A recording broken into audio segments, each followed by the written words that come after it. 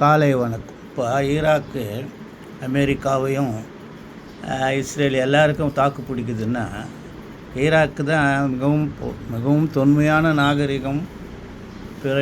நாகரிகத்தோடு வாழ்ந்த மக்கள் இருந்த இடம்.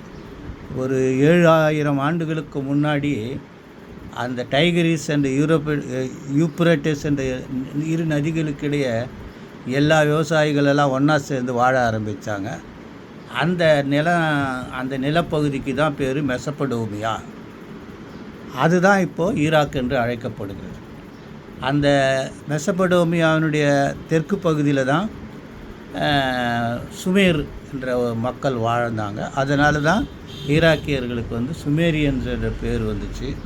அவர்கள் மிகவும் திறமை வாய்ந்த இனம். அவங்க முதலாக எழுதுவதற்கும் எண்களை கணக்கிடுவதற்கும் கண்டுபிடித்தார்கள். அவங்க களிமண்ணால் படங்கள் வரைந்தாங்க.